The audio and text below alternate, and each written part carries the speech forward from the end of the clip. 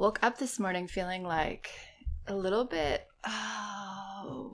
like frazzled, but on like a soul level. I don't know how to explain it better than like itchy. Ever have that feeling where you wake up and you're just kind of like itchy in your own body? You're like, I don't even know what's going on, but I feel itchy. And I've been thinking a lot about recording these little kind of mini episodes where I just pull a card and we talk through the energy of the card. And I thought today that might serve all of us. I almost said both of us, me and you, just me and you, but all of us.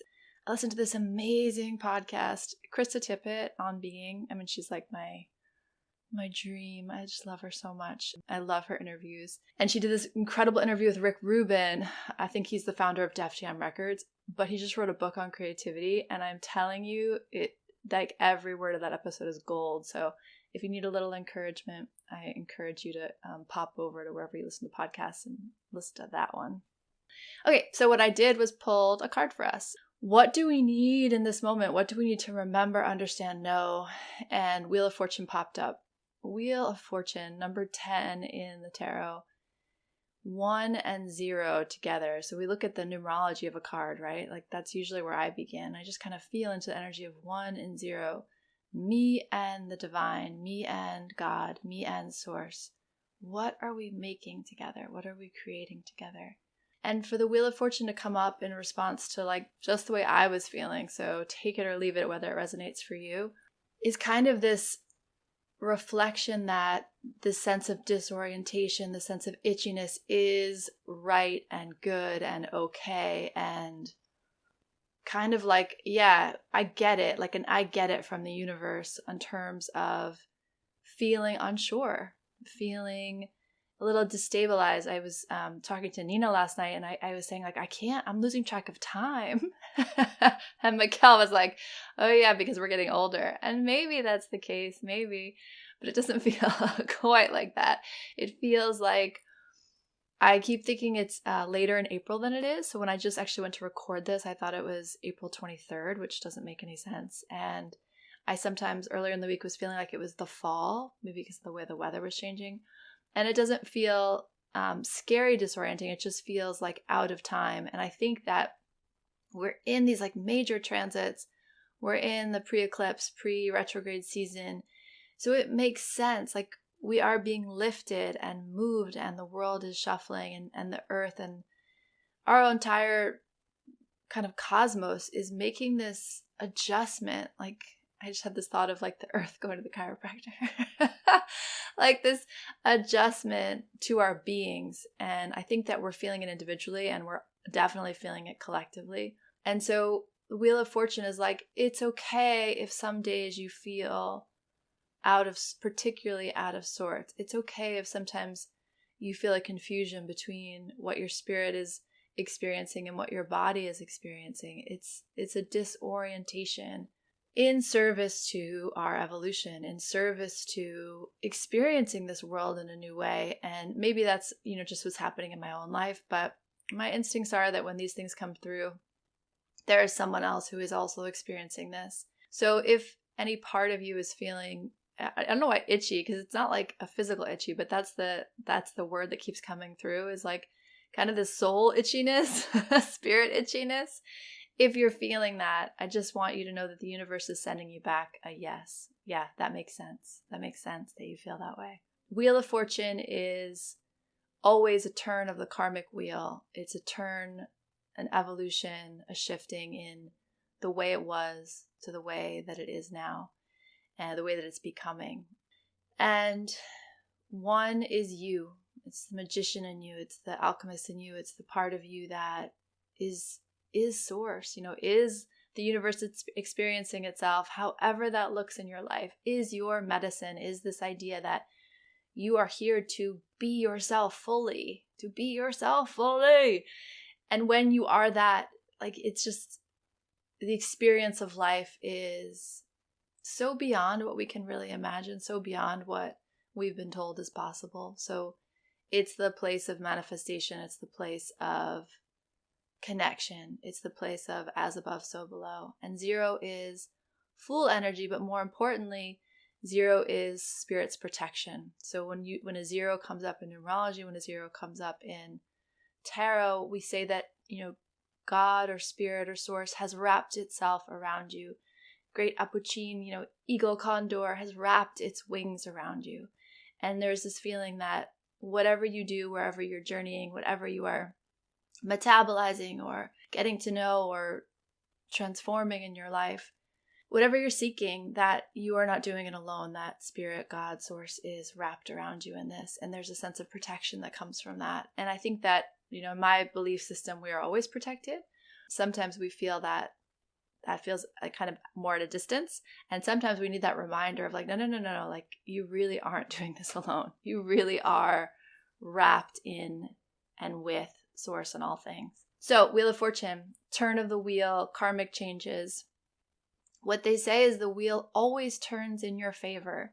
So when I say karma, we can have this sense of like, well, is it going to be good or bad news? And when the wheel turns for us all. So the wheel is, so this Rick Rubin interview I heard, he said the most brilliant thing, and it's something maybe you've heard before, but I love the way he talked about it. He said that like the world is doing, like the universe is moving and creating and making art.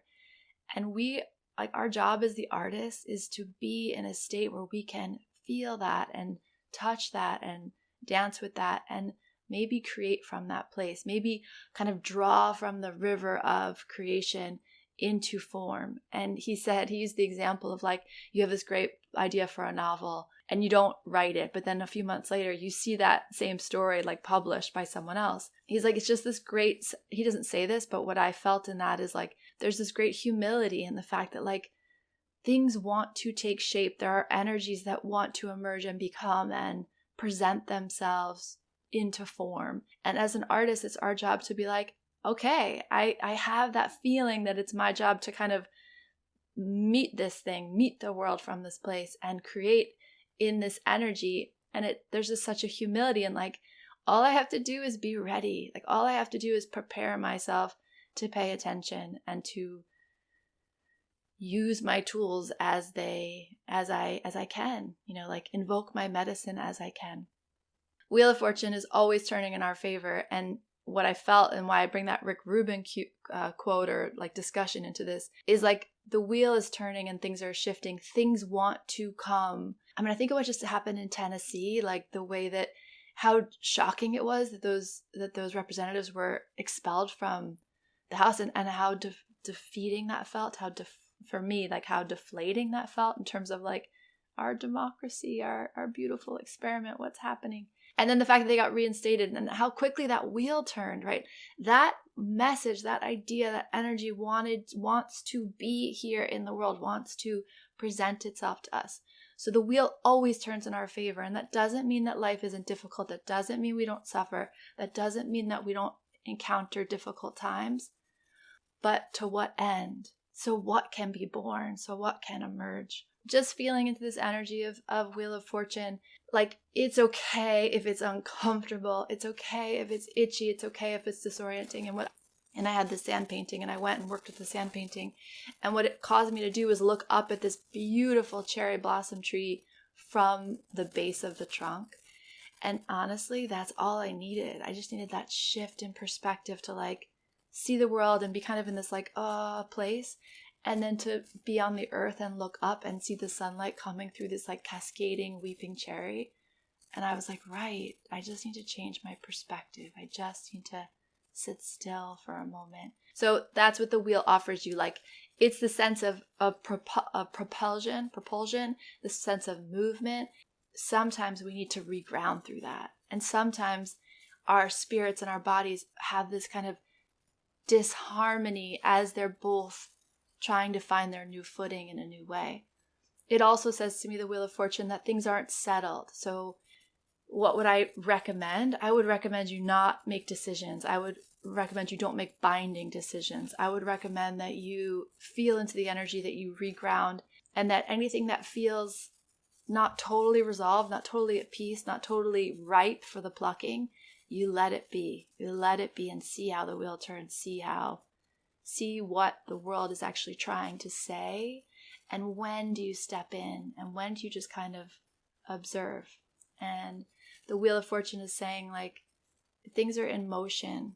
So what it feels like today is not what it's going to feel like tomorrow, is not what it's going to feel like in a week. So if there's any hesitation, any part of you that's like, I don't know if I should, yeah, okay, that makes sense. So stay still for a second. If you have the sense of like, I don't know which direction to go in, wait, take a breath, take a moment.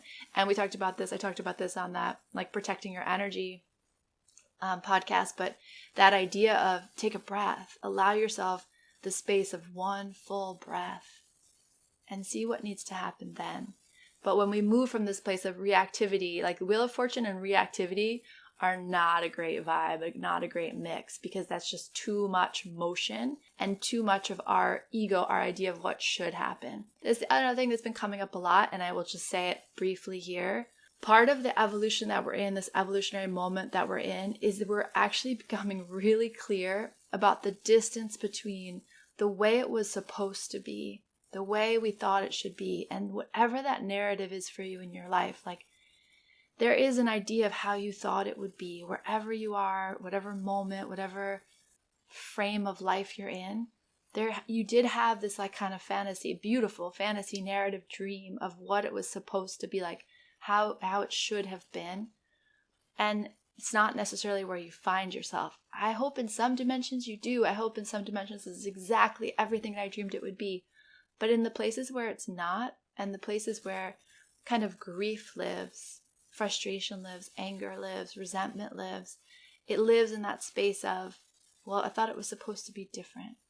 And here it is now. And so how much peace, how much can you honor whatever feelings come up to make peace with the fact that even if it's not the way it was supposed to be, it's still beautiful and it's still precious and there's still a lot to be grateful for. I also heard this, sorry, I could go on, but I heard this other guy talking on this podcast again. Like, I actually don't remember who it was. I'll try to be better at sourcing these things. But he said he was like one of those kind of tough guy podcasters. And he was like, like interval training and cold showers and da da da. And he was trying to introduce a gratitude practice to his like audience. And he was like, before you dismiss a gratitude practice, he goes, know that the act of being thankful, the act of being grateful for what is working in your life, the act of observing what is beautiful in your life has physiological benefits way beyond some of these like more intense or physical things that it can feel soft, and it actually physiologically in our bodies is very much not so. It really has an incredibly profound impact on your body, your brain chemistry. So taking stock of like understanding that there might be a little discomfort in the evolution and the movement that we're in, being really compassionate with yourself for any way that might feel uncomfortable, understanding that things have not landed yet, we have not arrived, whatever that means. And at the same time, there's much, much, much to be present with, and shifting your perspective can offer you just so much in that moment. All right, baby boos, that's your little mini tarot reading, and I'm sending you so much love.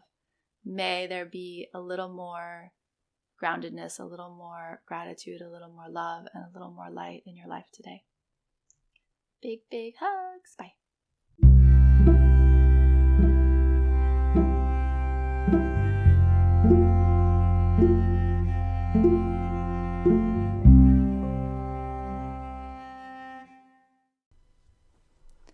It's giving everything is sacred. It's giving art. It's giving light you up and turn you on and set you free. It's giving curiosity. It's giving you are the wisdom keeper. It's giving freedom, more freedom. It's giving love, please more love. It's giving you are more magical and powerful than you can comprehend. It's giving, I don't know what's happening, but I am so here for it. It's giving you are pure potential. It's giving mystical.